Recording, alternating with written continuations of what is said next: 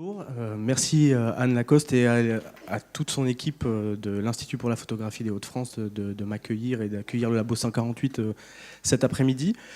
L'idée là, c'est de faire un retour un peu d'expérience sur ce qu'est le Labo 148, mais aussi du coup le temps de l'image fixe au service des productions d'un projet média et comment on utilise nous finalement la photographie dans le cadre de productions qui sont souvent vidéo et du coup je vais vous montrer un petit peu ce qu'on y fait. C'est une vidéo en fait parce que j'avais préparé un diaporama sur un Mac et ça ne fonctionnait pas là. Alors moi je suis photoreporter du collectif Œil qui est composé de 4 photographes. Pourquoi je passe par là? Parce que l'arrivée sur le Labo 148 est étroitement liée en fait à ce collectif et au magazine Fumigène. Donc nous sommes du coup 4 photographes, Noman Kadoré, Maxwell Aurélien James, Léo KS et moi-même, avec un travail ancré sur les questions sociales en France et à l'étranger. On a travaillé beaucoup sur les questions des migrations, notamment à Calais, au Bangladesh et dans d'autres pays. Ce collectif est aussi éditeur d'un magazine qui s'appelle Fumigène, qui est un magazine que certains ont dans vos petits cabas, sinon il y en a aussi à l'accueil, et qui est un magazine qui a été créé par Raphaël Yem, qui a été rédacteur en chef d'MTV France, mais qui travaille aussi chez France 3 et qui fait Flash Talk, et qu'on a relancé il y a 4 ans sous une formule gratuite, avec tout un axe pour le financement de projets autour de la question des médias et de l'image. Donc on monte des projets sur les territoires. On a fait des ateliers et des productions à Stein dans le 93, ici à Roubaix aussi, du coup, de fait. Et donc c'est un magazine qui traite des questions des cultures avec un S, de politique vivre ensemble. Nous sommes tous bénévoles sur ce magazine, on est une 60aine, et on a comme credo de dire qu'on vient de HEC. Alors ça fait souvent sourire, mais on dit qu'on vient de la haute école du culot, parce que pour la plupart nous sommes autodidactes, et du coup on tente des choses et on se permet de le faire. Et avec un travail important sur la photographie à l'intérieur de ce magazine, pour qu'elle prenne une place plus importante qu'elle n'avait avant. Et donc du coup je vous inviterai à visiter nos sites internet, le magazine, etc. Alors le Labo 148, là j'ai un beau motion design, voilà. Alors le Labo 148 c'est tout d'abord un projet média qui a été initié par la Condition publique à Roubaix, avec cette idée de permettre à des jeunes d'avoir un espace et un endroit pour s'exprimer. Voilà, projet média. Je suis arrivé à ce moment-là, j'ai un profil, je suis éducateur de formation, j'ai eu des postes de direction dans le social, j'ai tout arrêté pour faire de la photo à Paris et je suis revenu un peu ici du coup. Et je me suis dit, ce que j'ai monté à Paris, je peux aussi l'amener ici dans le Nord et principalement à Roubaix où je vis. Et ça a matché avec la Condition publique sur l'idée de monter un projet média, avec cette idée que ce soit un projet média participatif, où on permette à des jeunes d'avoir une pratique aux frontières du journalisme et de l'artistique. Parce que quand un jeune arrive dans une structure, en fait, on ne lui dit pas de laisser à la porte ce qu'il fait, on lui dit de venir avec. Et notre objectif, c'est de voir qu'est-ce qu'on peut faire de tout ça pour créer de l'information à travers des différents médiums.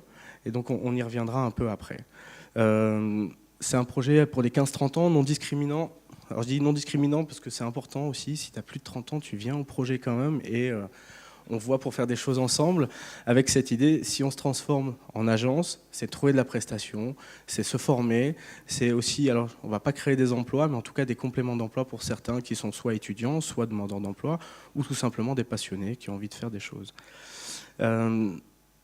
Ce projet permet à des jeunes de la métropole lilloise, dans son ensemble, mais aussi de Roubaix et dans des quartiers prioritaires, de rencontrer et d'être avec d'autres jeunes qui sont aussi à l'ESJ Lille, l'école supérieure de journalisme, avec qui nous sommes en partenariat. Avec cette idée aussi que quand ils se rencontrent, il se passe quelque chose et ils travaillent ensemble des sujets.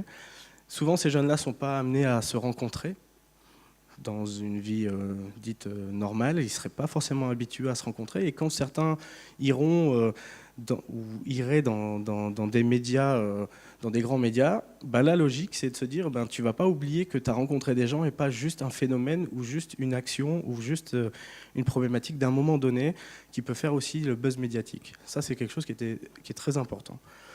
Du coup, dans ce labo, on est sur plein de médiums différents. L'idée, c'est l'expérimentation, et donc du coup, on passe par la vidéo, la photo, évidemment, parce que j'en fais et que c'est un médium qu'on utilise tout le temps. Le son, le dessin, la gravure, voilà, tout ce qui est envisageable et possible, on peut l'expérimenter. Donc, comme je disais, un lieu d'expérimentation, le cadre est important. À la condition publique, on a un espace de 60 mètres carrés qui est le labo 148, qui est littéralement le labo 148, dans lequel il était important que les participants au projet s'investissent et ce soit leur espace. Parce que il faut s'identifier, il faut pouvoir venir faire ces productions, mais aussi autre chose, surtout se rencontrer et se permettre d'aller faire des choses ensemble. Donc, comme je disais tout à l'heure, ce projet du coup est porté par la condition publique, qui nous met à disposition le local et du coup le rayonnement aussi d'un établissement culturel. Et ça, c'est important. C'est une autre façon de voir aussi la question des médias et des projets médias. C'est que là, pour le coup, on est accompagné par une structure culturelle et on bénéficie aussi de tout le réseau culturel de la condition publique. Et du coup, pour les jeunes, c'est aussi d'autres portes d'entrée sur la culture et sur des potentielles productions à venir. Je vais un peu vite. Alors, le temps de l'image fixe, ce qui est important dans la méthodologie utilisée dans l'accompagnement des jeunes dans le projet du Labo 148, c'est on est dans les questions des apprentissages par le faire. On est héritier pour beaucoup, mais de la question de l'éducation populaire, et donc du coup on se pose la question de comment pratiquer, avoir des pratiques journalistiques et artistiques par l'éducation populaire et par le faire. Donc du coup, l'idée c'est vraiment de se permettre et s'autoriser à aller expérimenter et à aller essayer des choses. Si dans le cadre du labo, une production n'aboutit pas, alors moi mon travail c'est d'accompagner ces productions à ce qu'elles soient réalisées, mais si une production n'arrive pas à son terme, en fait, on est vraiment sur la question de l'expérimentation et de s'autoriser à se tromper. Il n'y a pas d'enjeu financier, il n'y a pas d'enjeu d'emploi, il n'y a pas d'enjeu de super notes. L'idée, c'est vraiment expérimenter. Si ça marche, on développe. Si ça ne marche pas, on redéploie autrement. Et du coup, vraiment, cette histoire d'un laboratoire, c'est vraiment d'aller faire ces expérimentations-là et s'autoriser à faire les choses. Le temps de l'image fixe, c'est aussi pour nous quelque chose qui est, en tout cas pour moi aussi, qui est quelque chose de très important. Parce que déjà, je suis photographe d'une part, mais que du coup, dans la construction autour des objets avec des images, c'est de se dire qu'on doit penser nos images, on doit les réfléchir et surtout elles se construisent. Elles se construisent et elles doivent être au service soit de la photographie en elle-même, soit aussi d'autres productions. On y reviendra tout à l'heure, mais le stop motion est une façon de faire de la photographie, le diaporama sonore est quelque chose d'ancien et qui existe toujours et qui est aussi à la mode, les collages et tout ce qui est envisageable. On est en train de programmer des grands collages aussi avec tout un travail de texte autour dans l'espace public, parce que la question de l'espace public aussi et de l'image de l'espace public, c'est quelque chose qui est important, et comment on se redéploie dans l'espace public pour montrer des choses. Donc ça, pour nous, et en tout cas pour moi, c'est quelque chose de très important. C'est pas se contenter à un seul type de médium, mais la photographie et le temps de la photographie, par son apprentissage et sa façon de se déployer, en fait, est un moment très important dans la construction et dans la formation des jeunes, dans le développement de la formation des jeunes.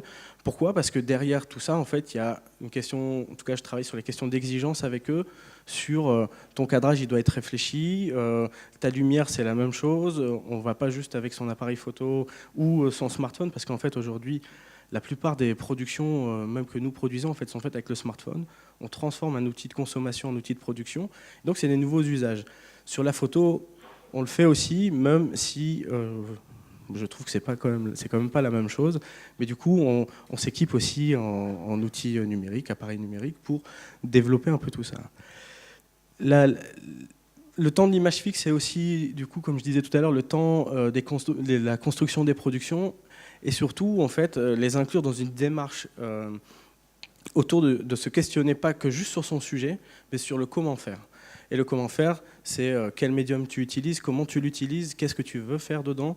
Et donc ça peut être, voilà, on peut imaginer faire du sténopé, on peut imaginer faire du numérique, mais aussi d'autres pratiques argentiques, sur lesquelles je reviendrai aussi tout à l'heure, puisqu'on a un projet en cours.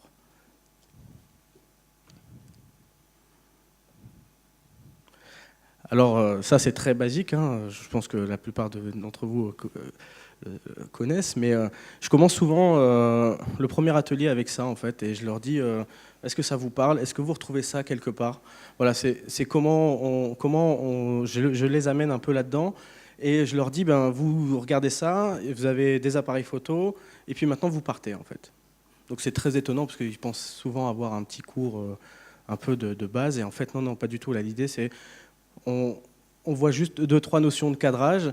Et j'ai entendu tout à l'heure que le cadrage, en fait, le cadrage et la prise de vue, c'est ce qui amène à la technique. En fait, c'est la logique que nous utilisons. En fait, on donne quelques bases, et puis après, ils vont expérimenter, et on revient un peu sur l'analyse d'image après, collectivement, sur voilà, est-ce que le cadrage, pourquoi tu as choisi ce cadrage, comment il est fait, etc. Est-ce que ça fonctionne, pourquoi. Et donc du coup, faire des allers-retours comme ça entre exercice et théorie, et qu'on développe collectivement. Ça, c'est aussi un truc important. Quelque chose d'important, c'est que c'est pas juste toi individuellement dans ton coin, tu produis quelque chose. Là, non, justement, l'avantage d'un groupe, c'est qu'on amène le groupe collectivement à grandir et à se donner des coups de main l'un à l'autre. À un moment donné, l'idée, c'est quand même que ils se forment entre eux, et que moi je coordonne ça, et qu'en fonction des besoins qu'on identifie, on forme et on accompagne. Donc ça c'est très basique, mais en même temps c'est la porte d'entrée, et du coup on va tenter des choses, ils vont expérimenter, ils partent avec des appareils, et la technique vient après en fait. La technique vient après en fonction, alors je dis en fonction, mais là c'est l'évolution du projet, ça fait un peu plus d'1 an qu'on a créé le projet, mais aujourd'hui, on a des demandes un peu plus spécifiques sur les questions techniques. Et donc, du coup, qu'est-ce qu'on met en place? On met en place des ateliers, aussi sur le cadrage, mais on va un peu plus loin. Je leur fais travailler aussi sur Internet, parce que je leur ai dit, moi, j'ai repris la photo il y a 15 ans, et j'ai appris avec Internet, en fait. Alors, j'ai appris des bases avec Internet. Après, évidemment, j'ai fait plein d'autres choses, mais que si moi je l'ai fait il y a 15 ans, en fait, eux peuvent le faire aussi, et qu'il y a plein de choses très bien qui existent. Il y en a d'autres moins bien, mais que voilà, on peut aussi nous donner des outils, des boîtes à outils techniques et pédagogiques, pour que les jeunes puissent se saisir en fait de la photographie de manière un peu plus large que juste au service d'une production, mais aussi pour la photo en elle-même. Alors du coup, je voulais revenir vous montrer 3 exemples de production.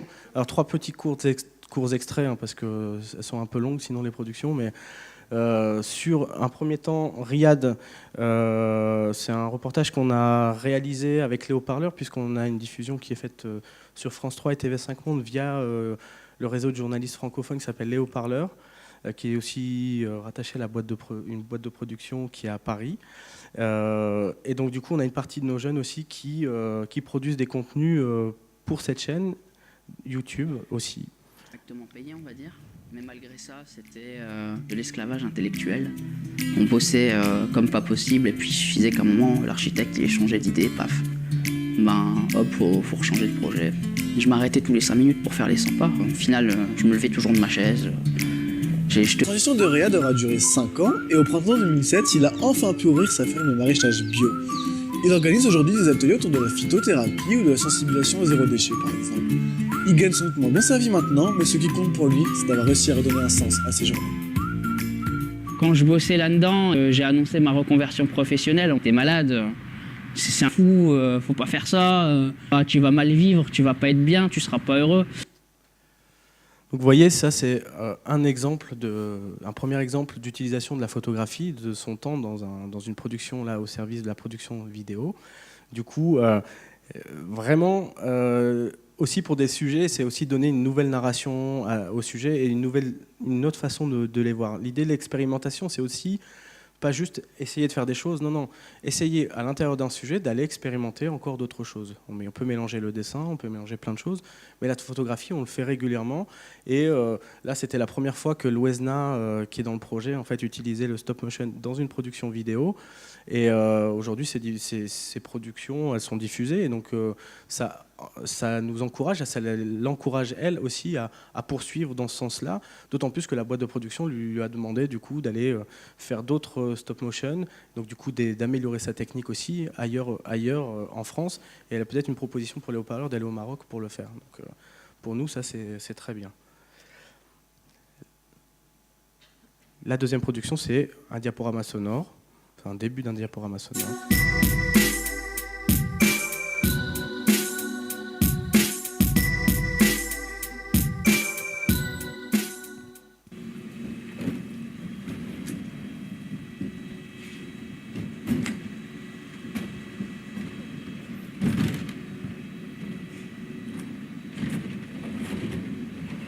Alors là, ouais, je suis en fac de langue. J'ai fait une licence en bâtiment, mais ça me plaisait pas en fait. Donc je suis parti en langue et là je vais repartir en informatique. Moi je suis à Lille 1, en L3 de EA.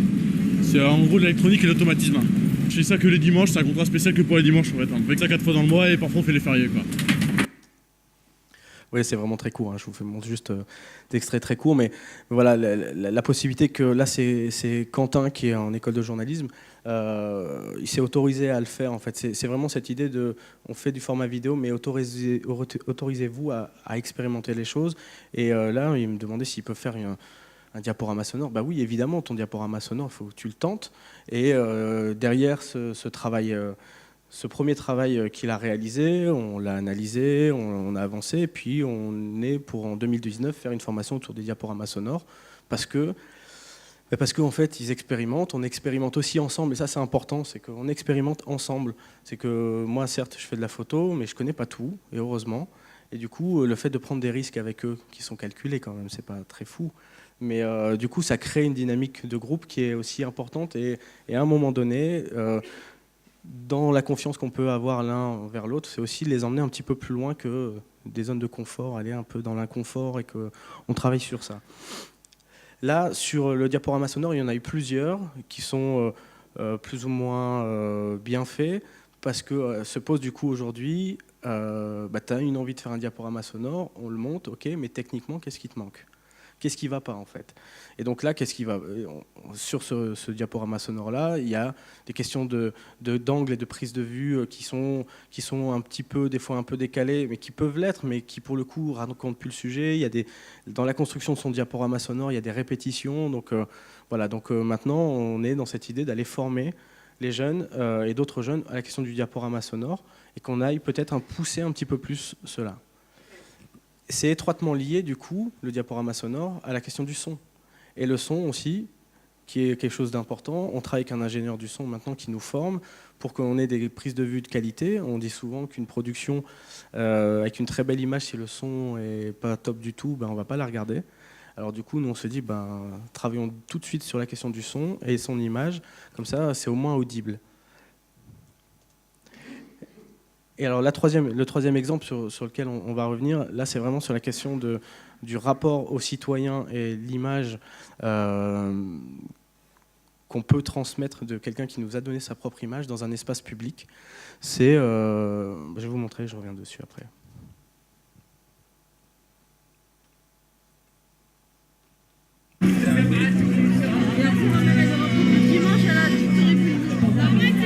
Donc voici un petit aperçu. Nous avons fait 18 photos d'habitants, dont 18 témoignages.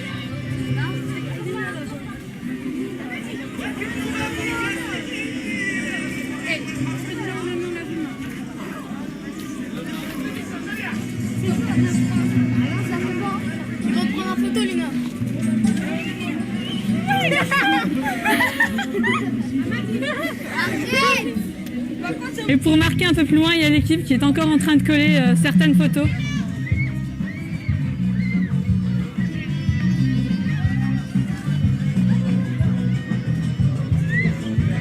En plein travail. Alors là, on est dans quelque chose de très, des fois, assez basique à faire, mais en même temps, la question de l'occupation de l'espace public et de la photographie, c'est quelque chose d'important, surtout dans des quartiers où souvent c'est très dégradé et les habitants eux-mêmes n'ont pas une belle image de leur quartier. Donc l'idée, c'est d'aller les questionner, de les remettre aussi acteurs dans leur territoire par le biais de la photo. Et donc du coup, là, les exposer au cœur d'un festival qui était pile au rendez-vous, organisé par la Condition publique en juillet cette année, enfin tous les ans, mais cette année c'était aussi en juillet du coup. Et que pour nous, ce qui est important, c'est le lien qu'on peut tisser avec les habitants. Tu me donnes ton image, je la restitue publiquement, et qu'est-ce qu'on en fait collectivement après derrière tout ça. Et donc voilà, ça crée des liens de confiance et ça permet aussi dans des sujets un peu plus profonds après d'avoir déjà des liens sur le territoire dans lequel nous sommes, ou aussi là on travaille sur une thématique qui est le corps. Voilà, les stigmates du travail dans notre région, c'est quand même quelque chose d'important. Et à Roubaix et dans la métropole, notamment avec le textile, il y a encore des choses, il y a encore des gens qui existent, qui habitent et qui vivent dans les quartiers, qui étaient travailleurs dans la lainière, par exemple. Et donc du coup, l'idée, c'est d'aller les rencontrer et de pouvoir investir l'espace public. Là, on est sur des formats qui doivent faire 40-60, mais l'occupation de l'espace public, ça va aussi aujourd'hui sur des tailles beaucoup plus grandes. Moi, j'en fais des 4 mètres par 3 mètres entre Paris et Lille, notamment sur les questions des réfugiés. Voilà, on essaye d'imposer aussi publiquement notre vision des choses et on le travaille aussi à travers ces choses-là et les jeunes doivent aussi s'autoriser à utiliser leurs images.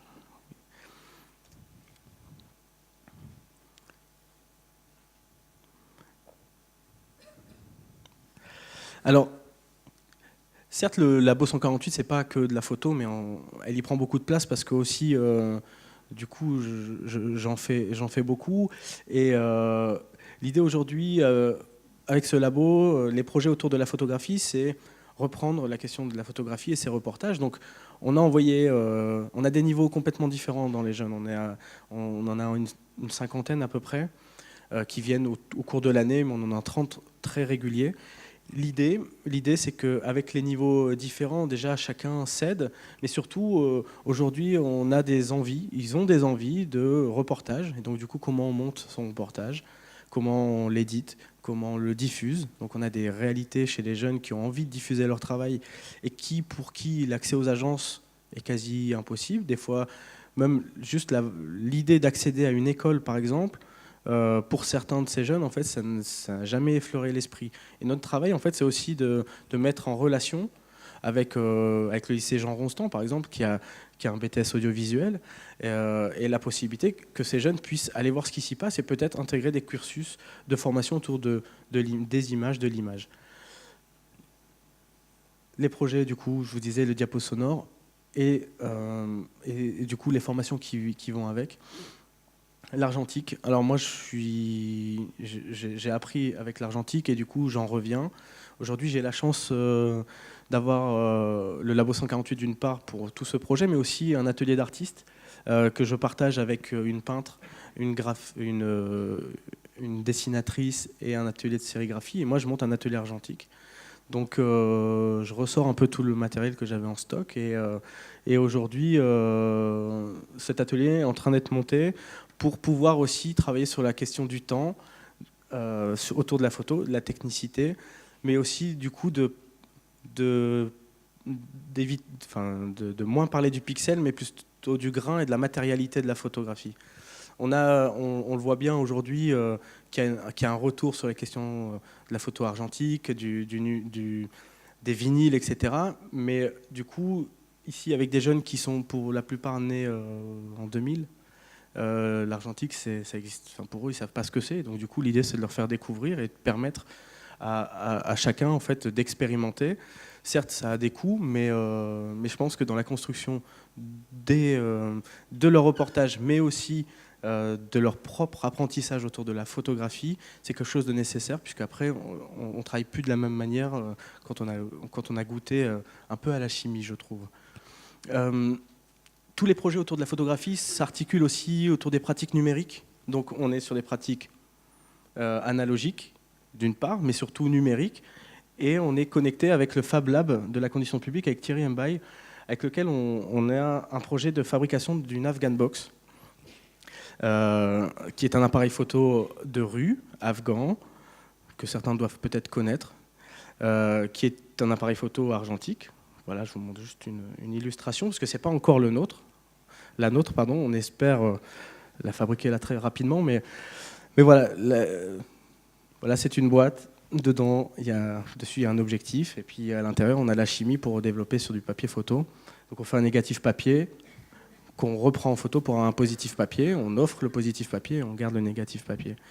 Et l'idée derrière tout ça, c'est qu'est-ce qu'on fait d'un négatif papier aujourd'hui avec les pratiques numériques pour soit le scanner, soit le ressortir autrement. Et en fait, on a ces réflexions-là aujourd'hui, c'est comment allier l'analogique et le numérique, et à travers un objet comme l'Afghan Box, on se dit que c'est le bon prétexte pour y rentrer, et surtout aussi instaurer un autre rapport au temps avec la personne qui va être photographiée, puisque là, il faut, je pense, à peu près, pour que ce soit bien fait, 10 minutes pour qu'une photo sorte, un positif sort. Donc du coup, déjà, le studio est une chose, mais l'idée là, c'est que voilà, 10-15 minutes, il faut se poser, il faut prendre le temps, le sujet ne reste pas, et puis il récupère son image, sa photo après. Et on a quelque chose aussi du partage. Du coup, on conserve son négatif, mais par contre, on offre un positif, et la question du partage, la rencontre avec les autres, c'est quelque chose de très important dans le projet du labo et du reste. Donc du coup, l'Afghan Box, c'est OK, certes, fabriquer un appareil argentique, mais c'est du coup, là, le travail qui est en cours, c'est la recherche, il y a des ressources existantes, on en a trouvé, il y a des vidéos super, qui sont historiques, hein, elles montrent comment la fabriquer, mais par contre, on a du mal à trouver les cotes, les plans, donc l'idée, c'est que nous, on les crée, tout simplement, on crée ces plans-là, on crée en tout cas nos plans qu'on mettra à disposition. On a un travail de prototypage, du coup, le Fab Lab numérique, il y a des imprimantes 3D, il y a une découpeuse laser, et donc du coup, à partir de quelque chose qui se fabriquait dans une menuiserie aujourd'hui, à fabriquer chez nous dans un Fab Lab avec une découpeuse laser, pourquoi pas en fait, pourquoi pas expérimenter, faisons-le. Il y a le temps de construction, l'expérimentation et la formation qui vont avec l'idée que tout ce travail-là en fait soit mis en disposition en open source. Que ce soit de la fabrication, les plans, et avec cette idée qu'on aimerait vraiment aussi derrière tout ça, c'est que cette Afghan Box puisse être fabriquée en fait en matériaux de récupération. Donc il y en a qui le font déjà en France, hein, il y en a quelques-uns, mais du coup là, nous, c'est à l'échelle d'un territoire avec des habitants et des jeunes qui composent ce territoire, et que voilà, celui ou celle qui a envie de fabriquer, il puisse venir au Fab Lab, il puisse être formé par des jeunes du Labo 148, et puis qu'après, il puisse aller faire des photos et expérimenter des choses. Je crois que je suis bon. Non, pardon, j'ai juste la dernière slide, 1 minute. Ce temps-là, c'est comprendre les principes de la photo, du coup instaurer un autre rapport à la question du temps. La question aussi du cadre se pose beaucoup. Là, on est sur un cadrage assez formaté, puisqu'on est sur la question du portrait, mais on peut s'autoriser à faire des choses. La question de la matérialité de l'objet. Du coup, là, on a un objet, et le papier, pour moi, est un objet, et la pellicule aussi est un objet. Et donc, du coup, sentir quelque chose de différent. Le mixage et l'usage de l'analogique et du numérique. Et surtout, nous, on l'inscrit aussi dans un projet plus global qui est l'exportation de notre labo dans un labo mobile sur lequel, en fait, on va aller sur des territoires, on l'a déjà expérimenté. Et dans le cadre de ce labo, c'est faire de la production, là, pour le coup, photo, avec des textes associés. Je vous remercie.